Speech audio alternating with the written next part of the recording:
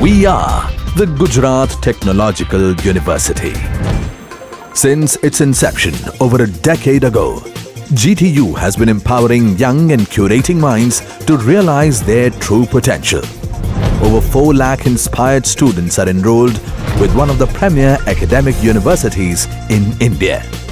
With more than 450 affiliated colleges in its fold operating across 5 zones of the state, GTU, the International Innovative University, your place to move forward.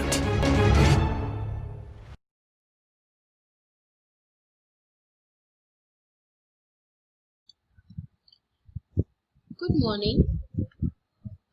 So far in the unit Drug Product Performance in vivo, we have completed bioavailability and the bioequivalence studies.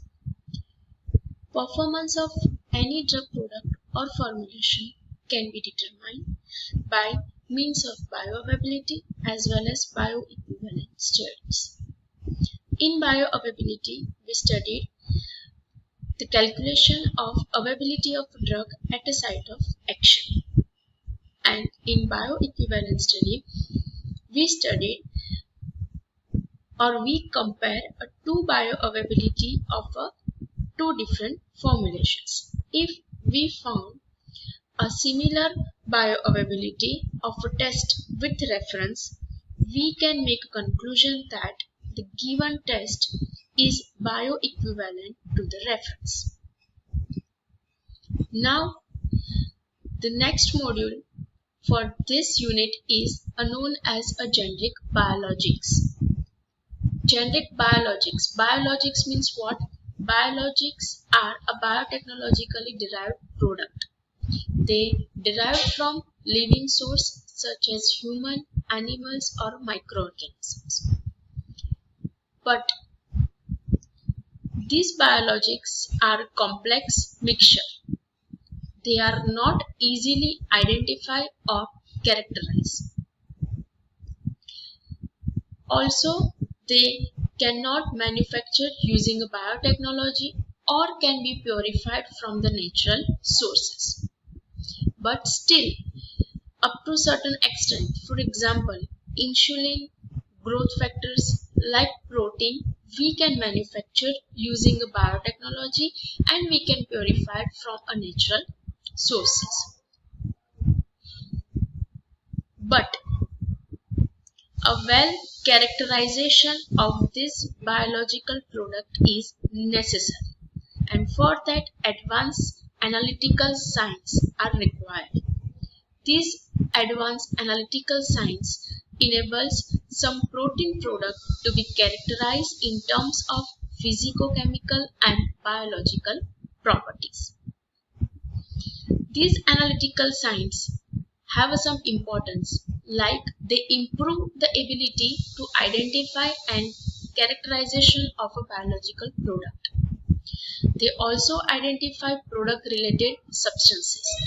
Apart from that, they identify the product and process related impurities. Nowadays, instead of branded product, generic products are widely used. So, generic product must be bioequivalent to the branded product. Same principle is applied for the biologics.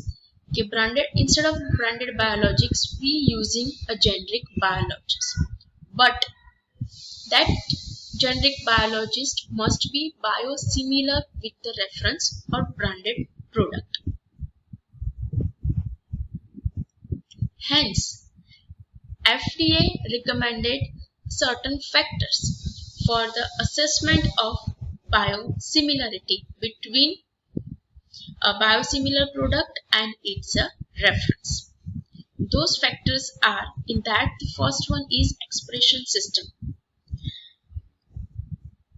Biological products are mainly proteins.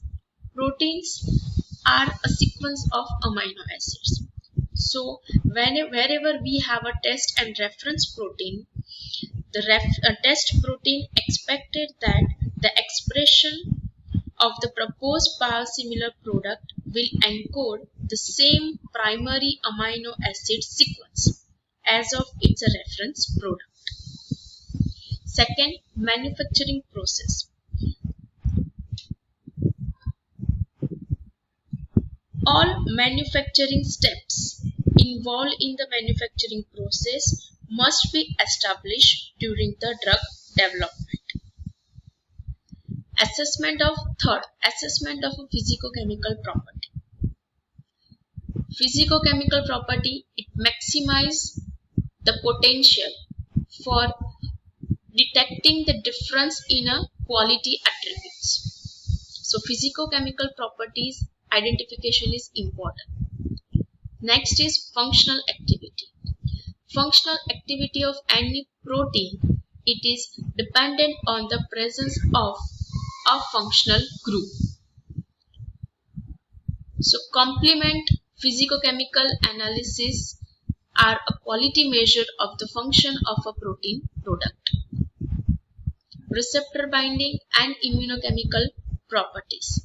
These are the specific properties of a particular protein, and that can be similar or equivalent, or it is one of the activity attributed to the protein product. Impurities.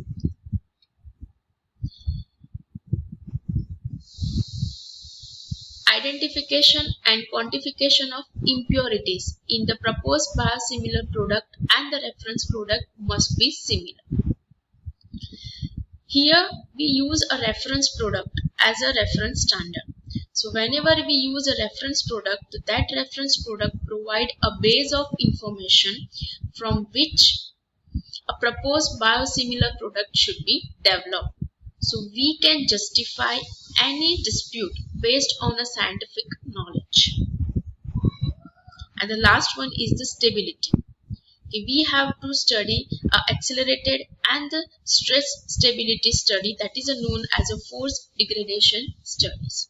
So these are the various factors, or we can say principles, which involves for the assessment of biosimilarity of a test and reference product.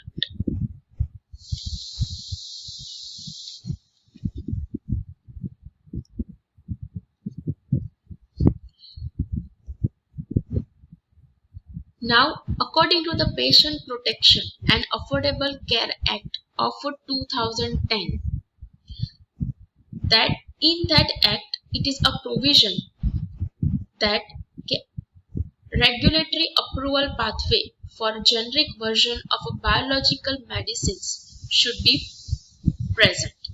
And according to this act, biosimilarity or biosimilar products are categorized in two categories, like biosimilar biological drug product and interchangeable biological drug product.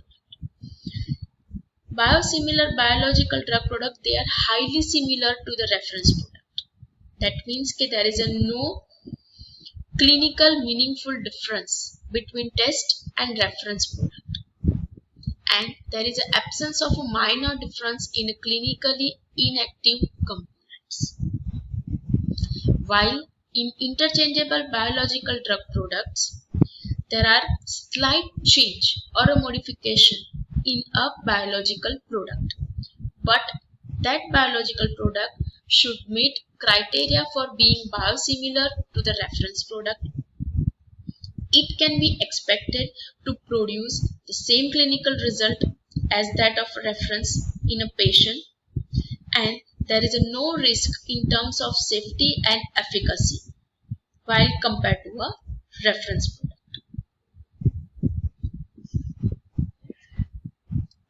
So, FDA determines or FDA required a biosimilar drug product based on evidence, and that evidence is provided in terms of this analytical assessment methods. There is a stepwise approach, include a comparison of a proposed product to the reference product.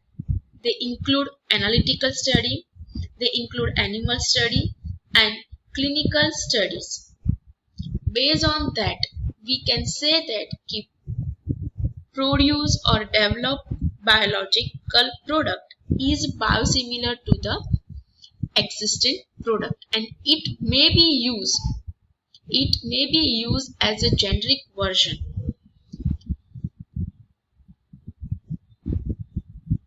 The next is a generic substitution. So what is a generic substitution? So generic substitution is what? It is a pharmacist initiated act in which a different brand or unbranded drug product is dispensed instead of a branded drug that can be prescribed by the physician. So here a pharmacist make a substitution of a prescribed drug, but that substitution is based on the same chemical entity in the same dosage form that is available in the market or prescribed by the physician. Again, for this generic substitution, regulatory, we know that this generic substitution of a branded product has played important role in limiting the cost of medicines. But still, this generic substitution requires strict regulatory requirements. So these regulatory requirements ensures marketed generics are bioequivalent to a branded product. That means a generic product contains a same API having a equivalent clinical effect, absence of adverse effect, but they may be differ in their appearance like shape, packaging, excipients, labeling, expiry date, etc. And hence FDA annually publish approved drug product with therapeutic equivalent evaluations, and that is known as an Orange Book. So what is an Orange Book? Okay, Orange Book contains therapeutic equivalent evaluations. So it identifies the product approved on the basis of safety and effectiveness by the FDA, and also contain therapeutic equivalence evaluation for approved multi-source prescription drug product. Orange Book has various content or index like this, and from this, in a drug product performance, therapeutic equivalence related terms are most important, and these therapeutic equivalent related terms are available in a code form.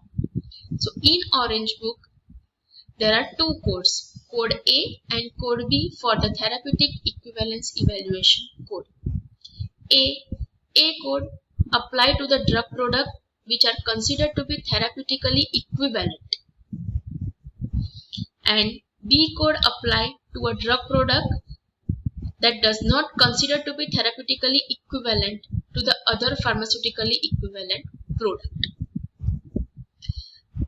In that code there is a certain sub codes are available, and these sub codes are for the different formulations. So FDA evaluation of the drug product is provide a guidance to the prescriber as well as dispenser, and it is a responsibility to the prescriber, dispenser or pharmacist to inform a patient about this generic equivalency with the branded one, because generic products are differ in their appearance, are differ in their flavoring agent or excipients, and hence consumption of this generic preparation are reduced. So to overcome this, patient information or patient awareness is important, and that is a role of a pharmacist, prescriber or the dispenser.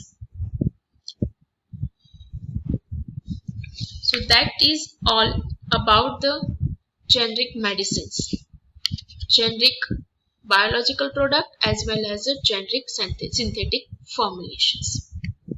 Thank you.